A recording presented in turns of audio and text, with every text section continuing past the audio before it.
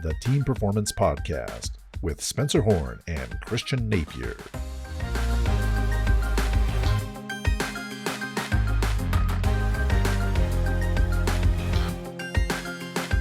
Hello, everyone, and welcome to another episode of the Team Performance Winning Ways for Uncertain Times podcast. I'm Christian Napier, and I am joined by my colleague, my partner, my mentor, and the real brains of the operation in jet black, Spencer Horn. Spencer, how are you?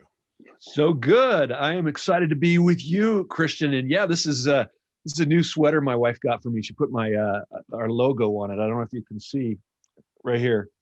So I'm happy to wear it. A little Altium logo, the purple that you always notice. So yeah. Well, that's nice. An early Valentine's gift, right? A monogram Absolutely. Sweater. And then she's taking me shopping to get some Stance socks today. She got me my first pair of Stance. I'm like, I am not wearing any other socks ever again after I tried these. My kids always get them, right? And I'm like, what's the big deal? And so yeah, she got me some of these Stance socks we're going shopping for today, this afternoon. Well, before you go shopping, we got work to do. Yes, we do. We've got major work to do because we have an absolutely incredible guest on our humble little podcast today. I am so excited to introduce him. It's Scott Hamilton, who really needs no introduction, but what? Yes, Olympic champion, cancer survivor, my favorite figure skating television commentator of all time. Thank you. Motivational speaker, author, husband, father, and I love this in your bio, eternal optimist. So Scott, thank you. It's an honor. Well, it's great to be here. It's a pleasure. Thank you. It was a nice introduction. I appreciate that. Well, I know I'm just scratching the surface here because you're in the Hall of Fame and philanthropist. You've got the CARES Foundation. You've got an exciting new project coming up called Live Your Days. And I'm super eager. We are both super eager to dive into all of those things. But before we get into that, why don't you just tell us a little bit about where you're joining us from?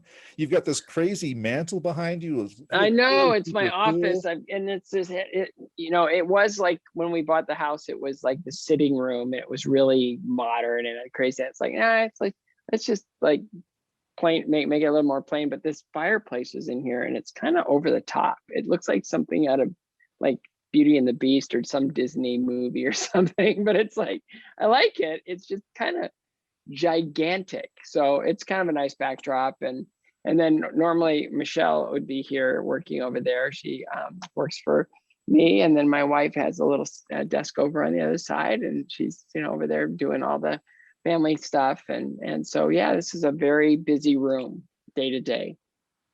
I think it's fantastic, full of character. And an office is like, hey, Scott Hamilton works. He actually works. Yeah, like you can see, there's lights on still, so that means that so far so good.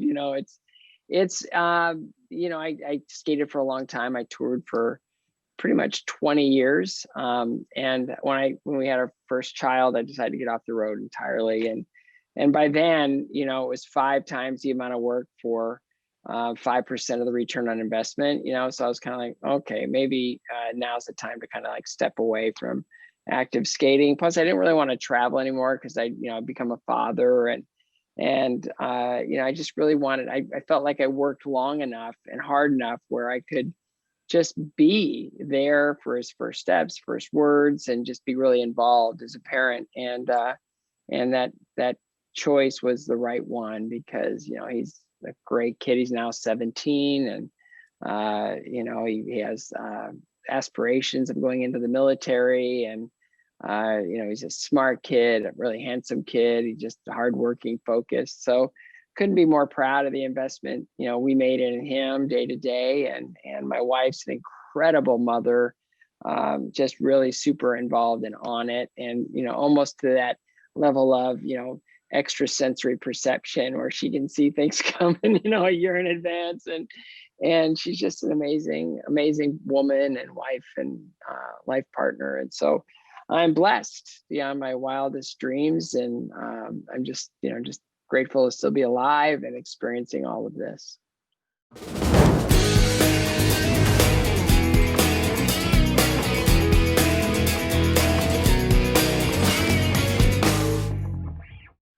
Wow, your son has certainly a great two pair, parents and mentors, and both of you. But can you do a backflip like Dad?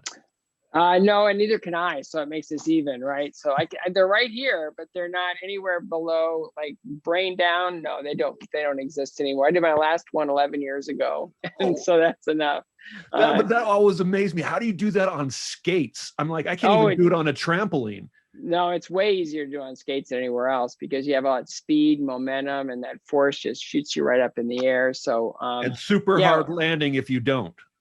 Well, yeah, it's an unfortunate landing if you don't quite make it over. But that's only happened a couple times, because I really took my time learning it, and I did it right. I went to gymnastics coaches instead of, the first couple lessons I took were from skaters that could do it, and I was going, this technique seems a little sketchy to me. So I went to a gymnastics coach friend of mine, and we spent a lot of time in foam pits and trampolines and just doing them on the ground, with him spotting, and I got the movement down, and so that particular takeoff in skating where you're gliding left and you're vaulting right, that was probably my strongest jump. And so once I started learning how to square off and not rotate, backflip just became something that was so much fun to do and easy, but it wasn't easy until I got the technique down, and so then this is such an important point, and I'd love for you to hit on it. So often we see people that are the overnight success, or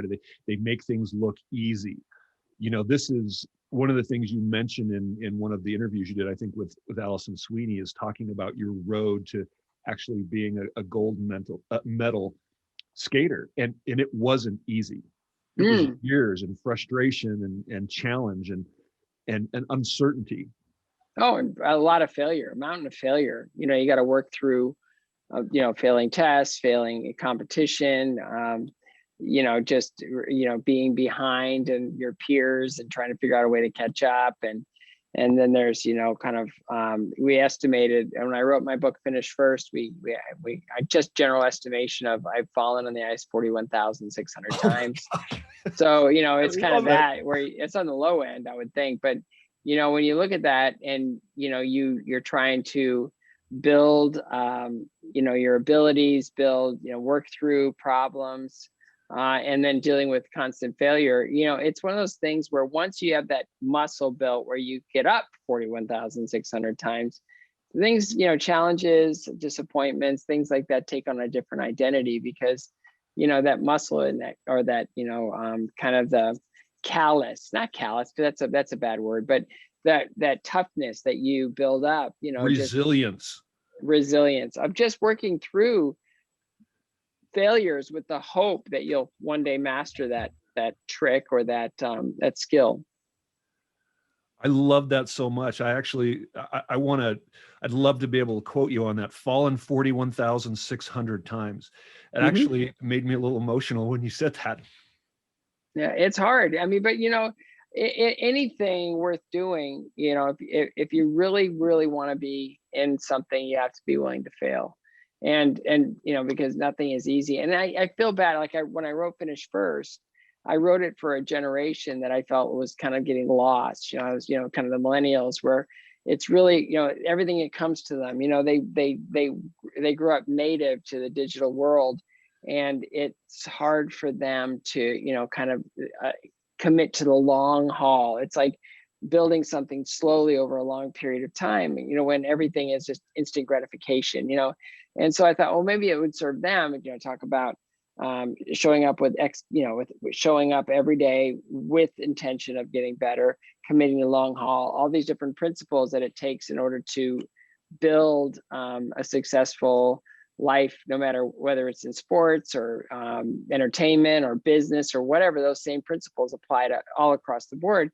And so, I just feel like I just need to write it. And I had no idea how broad the audience was. It was, kids in sports, it was millennials, it was people that had retired and were looking for meaning in their lives. And, just that whole idea that as long as there's breath in my lungs, I still have something to accomplish, or something that I can do, or something that I can experience in this one life that we're given. And it was amazing how broad the application was. It was just astounding.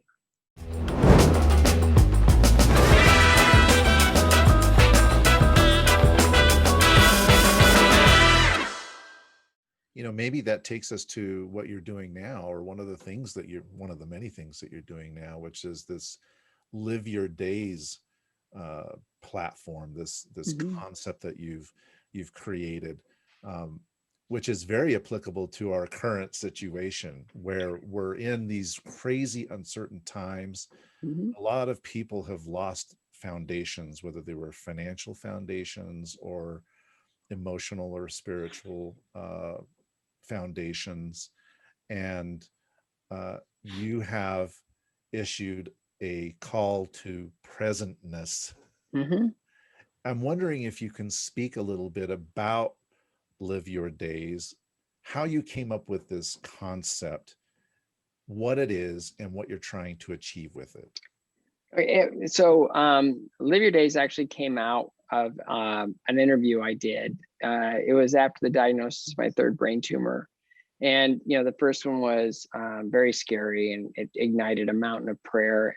Second one felt like getting kicked in the gut. And then one surgery that didn't go as planned became 9 more. And, it was just sort of that knockdown thing. So when the third tumor came, especially after the experience I had with the second one, I would have thought that my reaction to it would have been, being devastated or fearful or whatever. And it was not that at all. It was this situation where I went in to get a normal routine scan, just to keep an eye on it, and it had grown, but it was still very small. And I wasn't symptomatic at all. And so they're giving me all of these recommendations for treatment, whether it be surgery again, like the last one or the last 10. And then there was the idea that I can't do radiation anymore because the nature of the area could probably go blind. And then there was a new medical treatment. They're giving me all these options, and all I'm hearing kind of is like, blah, blah, blah, blah, blah, blah, blah. Because in the back of my mind, the only thing that I kept hearing was get strong. And I was like, I get strong. What does that mean, get strong? I didn't know what it meant, just what it was there, get strong, get strong. And so I kind of took a step back and I go, is that physical, emotional, intellectual, spiritual? What is it? And then I kind of made the right choice. I just said all the above, so let's go all in and just sort of live a little bit more intentionally, a little bit more awake, alive, a little bit more intentional, a little bit more.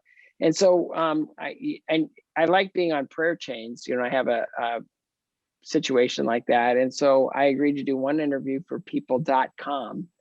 And, we figured, if it got shared about, 5,000-10,000 times, that would be really good for us, an interview like that. And so in it, I talked about, how do you tell your children? And I tell them, I'm excited. It's like, Dad, is your brain tumor back? Yes, it is. And it's like, it's kind of, why would you do that? Well, why would I want them to be afraid? It's like, I embrace whatever's going on in my life. So I did this interview, and the response to it was astounding. From what I've been told, it's been viewed 35 million times. And it's like, what in the world? So a lot of that is, introducing responses to unfortunate circumstances in ways that we hold the power to it. But the Live Your Days thing came out of it, where I said, look, it's our bodies are incredibly vulnerable, susceptible, fragile to a mountain of different situations, but also, honestly, incredibly resilient, but ultimately temporary.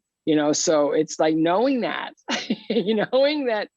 we're here for only so many days. How do we want to live them?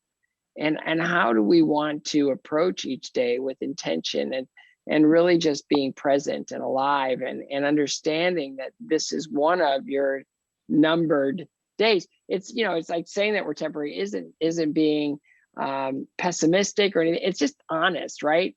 And so knowing that, it's like, it's a kind of a call to action. And it's, you know, the line that we use in Live Your Days, and if people can check it out, liveyourdays.com, is it's not the amount of, you know, it's not the number of days we have in our lives that, you know, it's kind of, it's how we live them, you know, and it's true. And I've always felt that way about any situation, or it's not the events in your life that define you or your character, it's how you respond to them. And it's all of those things that, where we just hit that fork in the road, and where do we want to go, you know. And my forks in the road have never been right or left, they've been up or down. And I really feel strongly that, you know, we do in those situations where we're at risk, we can succumb, adapt, or evolve. And when you're looking at the fork in the road, succumb means you're gonna let the whatever that's going on in your life just take you down, just down, down, down. And it's really hard to recover from that.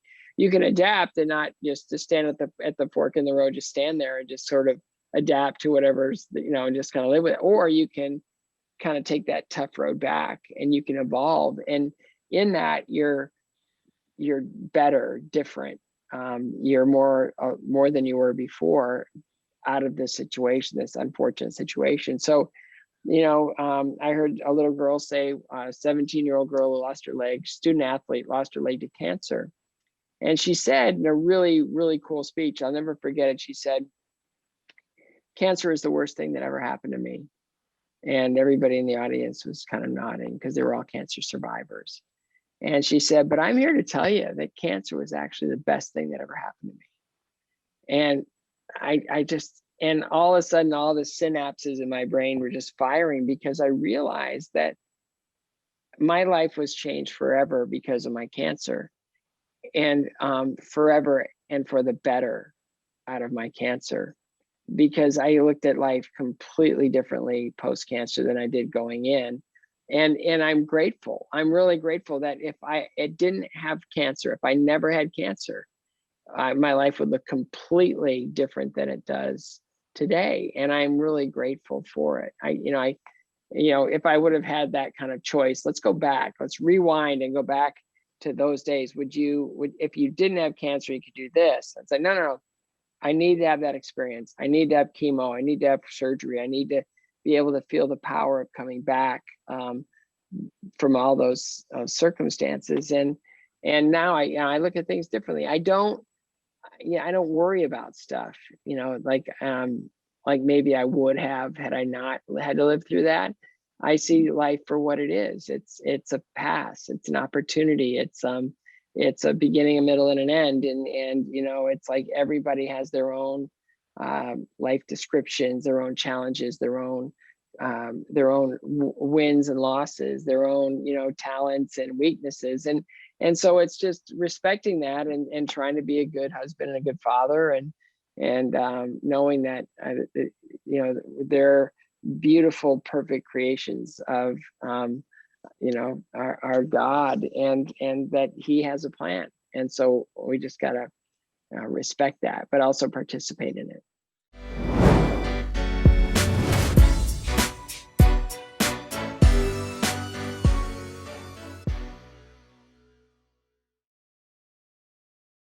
I love the story, and what comes to mind, you talk about wins and losses, it's a victory, and it's a temporary victory. There's going to be other battles to be fought tomorrow, Yeah. next week, right? I mean, those battles never end in life. Yeah. Yet think about the sweetness of the victory with the greater challenge. Think about your victories in the past. Was it when the field that you were competing against was weak, or when it was the strongest and you had that victory?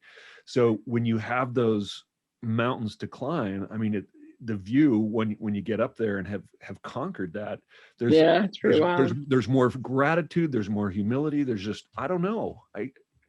Yeah. And when it comes to life-threatening stuff, it really does change the way you think about everything. When I look back on my skating career, and people would have thought, it's like, well, you must have really loved to compete, to be at that level and then go the last 4 years undefeated. It's like, actually, I didn't like competing at all. And the whole thing was, I loved the 10 minutes after I won. That was awesome. And then it was like, got to go back to work. And so it was all that, right? So, and I knew that with each one, it was taking me closer to kind of the bigger goal of really impacting the sport positively, and also hopefully being able to become the next, whatever that was, as a professional skater. And because, you know, when I competed, it was purely amateur. Like, we couldn't accept money for doing anything that was anywhere near the rink. You know, couldn't even work at the rink. You know, it was that strict. And so, you know, I delivered pizzas and I would do certain different things. And you know, it was just sort of, when I won the gold medal in Sarajevo in 1984, it's like I'm living in one of my closest friends' parents' basements, because I was broke. I had nothing. And so, you know, from that year, 84, when I went to the Worlds afterwards, competed one more time, and then I decided I had to turn professional. You know, it was kind of like, okay, I'm starting over. So I have to be humble and hungry here, like I was when I competed. You know, Scott, you know, what something that comes to mind as you're telling your story is, I believe, and I'm going to switch gears for a second, right in the middle of Anything, my yeah. comment. You, I understand you are a fan of Warren Buffett and his leadership and everything he does. Mhm. But one of the things he said back in 2015 in a letter to shareholders, he said, much of what you become in life depends on whom you choose to admire and copy. And it seems to me that you had a great example, even in your mother, in how Oh she man. handled her cancer. And you and I actually have that in common. I believe you were probably close to around 17. I was 18 when my mom had her second round of cancer. She had, you know, breast cancer at young, 10 years earlier. Sorry. But this was bone cancer back in, you know, gosh, when was that? 1984. I was just 18, and she was such an inspiration to me. Teacher, my mother was a teacher as well, just like your mother. Yeah. Can you talk a little bit about that? It seems like that's somebody that you copied in how she handled that with Everything. grace. Yeah. Yeah. She came home. I guess I was, I think I was 16 when she came home. We just were at nationals in the Bay Area, actually, and she treated it like a family vacation, and everything was great. And she'd never been to California, so it was really exciting that she got to travel like that and go to the nationals. So we did all the touristy stuff, and it was great. And then we got home, and I would go from nationals back to Illinois where I was training, and then pack up everything and then come home. And it was after I was home and back in school in Ohio, and she came home from a doctor's visit and just said, okay, everybody, family meeting. And I was like, what's a family meeting? And so we sat around the kitchen table, and she says, okay, everybody, with a big smile on her face. She said, I've just been to the doctor, and I've been diagnosed with a condition called cancer. And I just want y'all to know that I'm going to have to take some medicine, and I'm going to may have to have some surgery or whatever. But the main reason I wanted to sit y'all down is just to say that, you know, I may need some help, and we have to kind of shift things around a little bit. And I'm going to, so, you know, you're doing this, you're doing this, you're doing this. Then she looked at me and she said, and you, mister? I go, yes, ma'am. She said, we're broke. You know, we can get you through one more year of skating. It'll be your senior year in high school. And after this year, you know, you can graduate high school, go to college. We're both professors at the university. Yeah, we can afford free, because that's what your tuition would be. And that's going to be your life. And I said, okay. So, you know, she didn't seem nervous. She didn't seem upset. She didn't seem scared. She didn't seem anything. It was just like, da da da da da. And she was the most sacrificial person I've ever met. She never bought clothes for herself. She never, you know, like, spent any money on her. It was all her kids. You know, she would always wear the same kind of brown polyester pantsuit everywhere she went. And she didn't have a really high self-esteem. You know, she would say she was 5'125". I think she was more like 4'11", and she always struggled with her weight. And so, you know, she was just amazing. She was just the most unbelievably sacrificial person I'd ever known.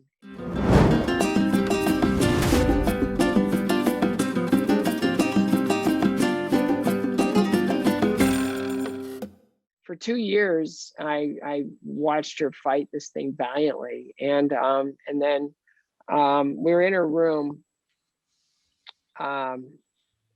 We were in her hospital room. It was 2 years later, almost 2 years to the month later, and we were there till about 3:30 in the morning, and she wasn't conscious. She was in a lot of pain, so they kept her sedated. And then I went home, and we had a lot of people there to support us. And I was sleeping on the couch in the family room, and my brother-in-law at the time woke me up, and he just said, "Your mother is gone." And all I could think to say was, "I know." That's all I could think to say. I mean, I didn't know of any. I just, it's just, she's gone. It's like, okay. So I got dressed and I went out in our backyard and I just walked. I just walked and walked and walked and walked. And I had to figure out, how am I going to do this life thing without her? I mean, how I never thought I'd see a day without her. So now she's gone. And how can I do this? And I saw a really close friend of mine, lost his mom. And he turned to drugs and alcohol. And I just didn't really want to do that because I didn't think it honored her. Yeah, the lower road, right? Yeah, right. So I figured, what can I do? What can I do? What can I do to mourn her effectively? And so I decided that I was going to take her with me every day to the ice. And I was going to work really hard to become the skater that she always dreamed I could be. The last competition she saw me skate in, that after she gave us the news that she had cancer, that next year I won the junior nationals. I was always at the bottom at nationals. I was ninth, seventh, always at the bottom at nationals. So I won junior nationals because it just, that year, everything, I kind of pushed all my chips in. I showed up with intention, really committed to that year. And I won. And she was at nationals with her arm in a sling. She'd lost her left breast to surgery and everything, and mostly inside of her left arm. And she was wearing a wig because her hair had all fallen out with chemo. She had the biggest smile on her face because she had that kind of ace in the hole, which was that on the way to the nationals in Colorado Springs, she met with a couple who wanted to sponsor me. They were big, they loved skating, and they had a lot of money, and they didn't have any kids, and they just thought it would be an incredible waste for somebody that had this dream to not be able to fulfill it due to a lack of money when they had plenty, right? So they became sponsors and another set of parents to me. And then the next year, I call it the trifecta. I was sponsored, I turned 18, and I had my own apartment. And that doesn't recipe for disaster. It was bad. And so that year I went to the nationals, my first year in seniors, and I was just I was so out of focus, and I was just so like distracted, and I was a mess. I was an absolute mess. And I ended up coming in 9th in my senior nationals, and I just skated poorly, and it was just awful. And that would be the last time my mom would ever see me skate in competition. And so out of that 9th place finish, I came home, she passed, and then I had to figure out what to do. So I took her with me to the ice every single day that year. I drove my coach crazy because I was so ambitious and I was so on it. And I was like, why isn't everybody working as hard as me? Why can't you coach? I need more lessons. I need more. And so that year, I came in 3rd at the U.S. Nationals, which put me on the world team where I came in 11th. So I went from being 9th in the country as a disaster last time my mom saw me skate to being 3rd in the world, or no, 3rd in the U.S., 11th in the world. And then 2 years later, I'm on the Olympic team. And it was unbelievable that, these things just happened because I decided to honor her in all the sacrifices that she made to keep me in skate. And the least I could do was be the best skater I could possibly be. And so it was a huge driving force, and it changed everything. The whole trajectory of my skating just flipped. And I after that 80 Olympics, I like to joke that I woke up for breakfast one time that spring after the 80 Olympics where I came in 5th. And Robin Cousins, the Olympic gold medalist, turned professional. Jan Hoffman, the silver medalist, went to medical school, and Charlie Tickner, the bronze medalist, turned professional. So all I had to do was wake up, and I'm ranked 2nd in the world. And I like to joke, it's a really good cup of coffee that day, right? It's like, wow. So what do I need to do in order to win? What do I need to do to get over that guy that came in that's ranked 1st in the world? And it was so funny because he was this brilliant skater in the compulsory figures, which were my nemesis. I hated figures and they hated me back.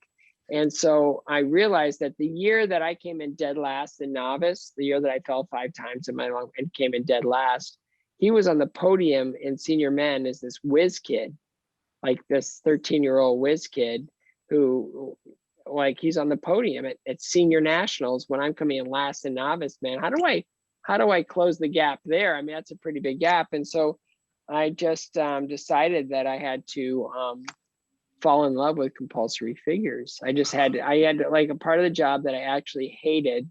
I had to just change it. Like, I that was love my this weakness. so much. I love this because so often I hear this word, if you do what you love, you never have to work a day in your life. I say rubbish to that, because there's always going to be something that you hate about what you love, right? And so, but embracing that the way you did is part of also being resilient. You have to be able, it's always work, even if you're doing something as amazing as skating for, I don't know. I think that's such an important but message. it's true. And it's something I tell my kids all the time, and they get, like, they roll their eyes, it's like, what's the greatest strength, right? What's the greatest strength? And then, okay, here we go. Here's the answer: lack of weakness. And I go, right, figure out where you're weak and get strong.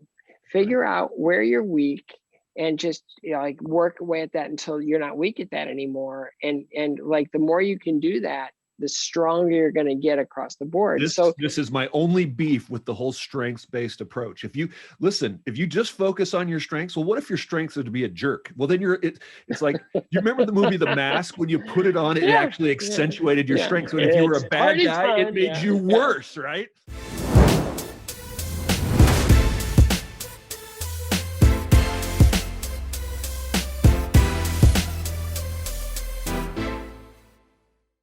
Yeah, but it's true. I mean, when you think about, just going where you're strong and just I'm strong at this, I'm strong at this. It's look at, one of the greatest basketball players in history is Shaquille O'Neal. Couldn't shoot a free throw to save his soul. It was painful, right? But he started working it out, and pretty soon he was at least acceptable in that part of his game. But he was so strong everywhere else that he almost could get away with it until they figured out they could just foul him and foul him and foul him and foul him. And it just became a strategy, right? So with me, it was figures. And, I worked really hard I just decided, and what's funny, the more I leaned in, the more I started to work them, I started seeing results. And I was like, whoa, that's not bad. That's pretty good. So from 81 to 84, I'd never lost a competition. And a lot of it was based on the fact that I was always in the top 2 or 3 in the figures. The year one, it wasn't not year one. I think I came in at in 1981. I was 8th in the figures. I came in 1st in the short, and then I came in 1st in the long, and I was able to pull all the way up to 1st place. But it was really lucky. And then after that, I was more consistent, and so I was able to kind of be competitive in all aspects of the competition. And I never would have won the Olympic gold medal had I not won the compulsory figures, and beat the best guy in the world probably ever at compulsory figures, Jean-Christophe Simon from France. So it was one of those things where you just got to figure it out. You just got to work it out. What's preventing me from being successful? And how can I participate in solving that problem? And a lot of people, like, I see, skaters when I was doing all my commentary, and they'd be really strong technically, but they'd be, really weak, with music, and they'd be really weak on the performance end. And a judge would tell them, wow, here's what's holding you back. You've got to work on your artistry. And they go, no, I don't. Yeah. No, I'm fine. I'm good.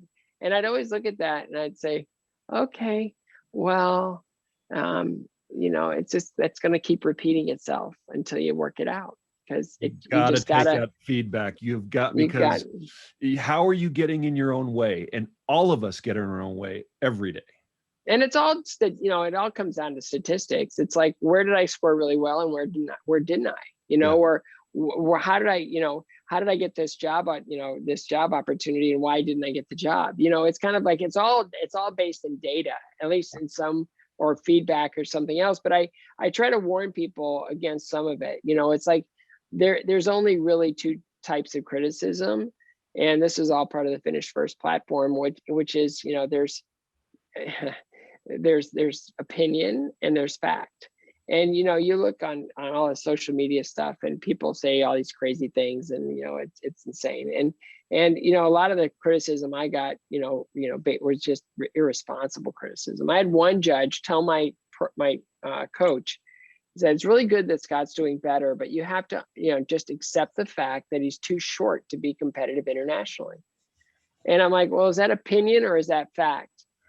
Well, let me see. Who won the Olympic gold medal in men's figure skating in 1960? That would be David Jenkins. How tall is David Jenkins? My height.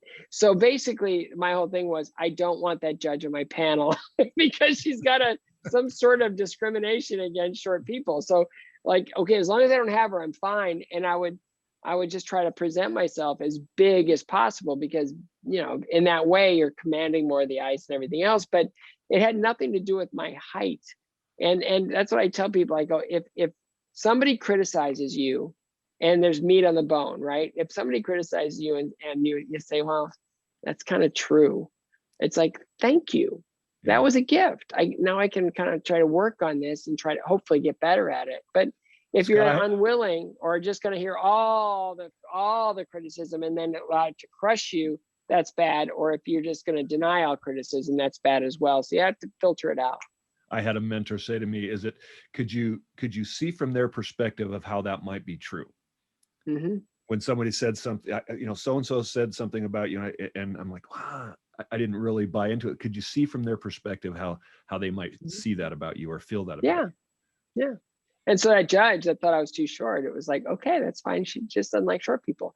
Don't want her on my panel. There you go. That's eliminating a weakness, right? Yeah, that's it. She's my weakness, not me. That's right. Hey, Scott, I want to come back to something that you said when you were telling the story about your mother. You were saying that when she passed, she had been such an anchor in your life. You wondered what you were going to do because you were so reliant on her. And I'm just curious how you were able to overcome that, along with so many other things, how you were able to make or find the strength to make the decision when you came to that vertical fork in the road to push on and not to just sit or go down a destructive path. What gave you the strength to actually make the right choices?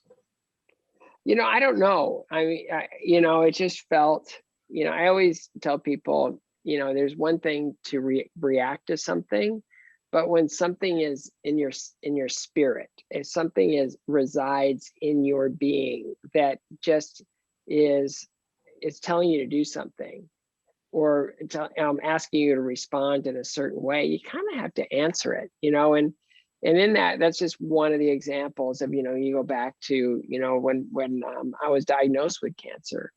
And it was one of those things where the fear was just unbelievable. It was just, I was completely enveloped in fear.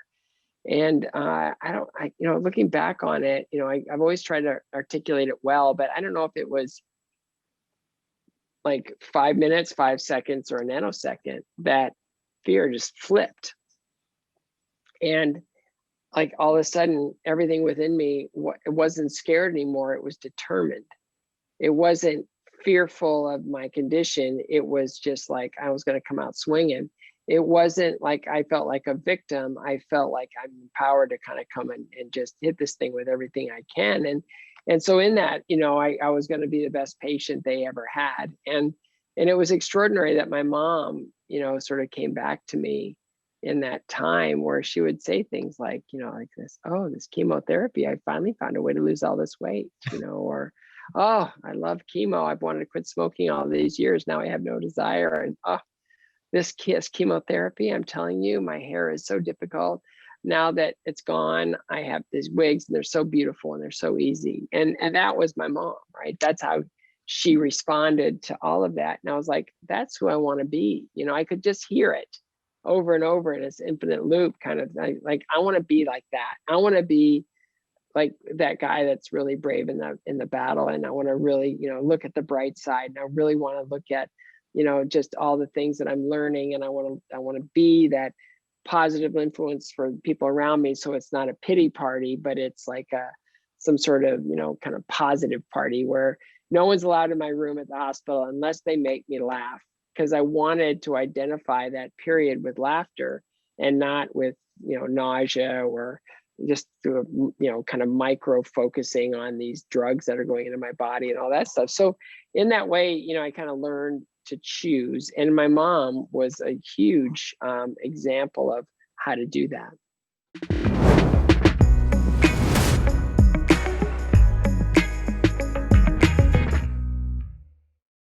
That ties into the Warren Buffett thing that Spencer was talking about a few moments ago, and you guys were talking about, find a leader, find somebody that, a mentor, whatever it is, a role model that you want to emulate.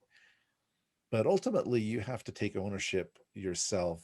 These people can be mentors and they can guide you and they can inspire you, but ultimately you have to take the action. And this is going to sound like a stretched analogy or metaphor, but I listened to the podcast episode that you did with Christy Yamaguchi, who's one of my favorites. Me too. And you had a little playful banter about rented skates. Yeah, bane of my existence. The bane of your existence. And that you, a world champion figure skater, made the comment that I can't skate in rented skates, that you had to have your own skates to be able to. Yeah. Well, it comes down to, it's like, and the reason it's the bane of my existence is I love the industry. I really want to promote it. I think it's great. Anybody that comes to the rink to experience the ice and want to skate, they'll rent skates. Not, people don't own, most people that just visiting a rink don't own their own skates. They just, but I try to tell them, it's just like, if you're just here to have a good time today, it's fine. But if you really want to do this, you can't skate in those skates. And they're like, why? And I said, well, I used to be pretty good and I can't stand up in them. So if I can't stand up in them, what good are they going to be to you? It's just exactly that, So here's my crazy analogy with all of this, right? Sometimes in our lives, we try to skate through on the experiences and the accomplishments and the joys and the happiness of others. And we can use those as inspirations, but ultimately for us to really go anywhere, we got to be willing to lace up our own skates. We have to be able to walk in our own skates. We have to take ownership and actually do things ourselves. We can't just rely on everybody else doing things for us. And true. To me, I'm stretching that metaphor a mile. I know I am, but that hit me actually when you were talking to Christy about these rented skates, is that, you rent them and they're fine for fun. But if you really want to do something serious, I mean, you got to take some ownership. You got to make some investment and get your own. Well, and that's again, it's investing in your own success. When you talk about how to be successful in any entity, right? It comes down to ability, comes down to commitment. It comes down to the intellectual aspect of it. So really, you're looking at this thing but if you're doing it with the wrong equipment, if you don't have what it takes in order for you to be able to fully participate in that, it's going to be tougher. It's going to be harder. I go back to a friend of mine. I used to live in a lake in LA, and we go fishing every now and then. And his little boy brought out this one of those pocket fishermen, those plastic things, Ronco pocket fisherman, whatever it is, And we just said, just don't get your hopes up. You're probably not going to be able to catch anything with that, but it's going to be fun. We're going to cut.